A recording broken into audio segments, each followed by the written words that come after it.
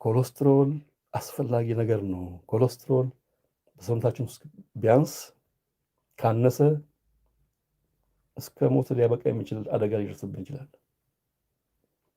ኮሌስትሮል በጣም አስፈላጊ ነው። ያለ ኮሌስትሮል መኖር አንችልም። እኛ የሴሎች ውጤት ነን አይደል? እኛ የተሰራ ነው ከሴሎች ነው ማለት ህዋሳት፣ ጥቃቅን ህዋሳት ተደማምረው ነው ሰው ይሆን ነው። እነኚህ ህዋሳት የሚሰሩት በዚህ ህዋሳት ግንባታ ውስጥ ኮሌስትሮል ትልቅ ቦታ ነው ያለው። አእምሮአችን ውስጥ፣ በሁሉም ቦታ ውስጥ፣ በሁሉም አካላችን ውስጥ ለምሳሌ አእምሮአችን ውስጥ ወደ 25% የአእምሮአችን ክፍል ኮሌስትሮል ነው።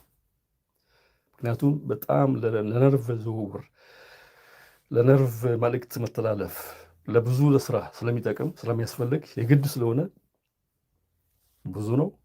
ይሄ ኮሌስትሮል ደግሞ የሚመረተው እዛው አንጎላችን ውስጥ ነው እንጂ እንግዲህ ወደ 80% እና ከዛ በላይ ወደ 70% በላይ የሚሆነው ኮሌስትሮል የሚመረተው ሰውነታችን ውስጥ ነው። ጉበታችን ነው የሚያመርተው። ተጨማሪ ደግሞ አንድ 30%ቱን ከምንመገበው ምግብ እናገኛለን። አንጎላችን ከጉበት የሚመረተውን አያገኝም፣ ከምግብ የምንበላውን አያገኝም። ለምንድን ነው? አንጎላችን ሁሉ ነገር ዝም ብሎ አይቀበልም፣ አያስገባም። ምክንያቱም ጥንቃቄ በጣም የተደረገበት ከባድ አጥር አለው።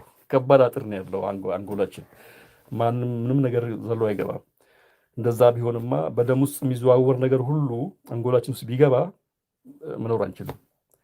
ስለዚህ ብለድ ብሬን ቤሪየር የሚባል ነገር አለውና ይዘጋል። ስለዚህ የራሱን ያመርታል። የራሱን ሲያመርት የሚፈልገውን ነው ያመርተው።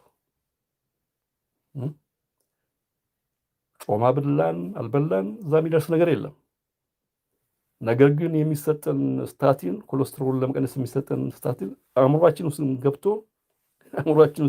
አእምሯችን የሚፈልገው አንጎላችን የሚፈልገውን እየሰራ ያለውን እንዲቀንስ ያደርገዋል። ለብዙ በሽታ ያጋልጣል።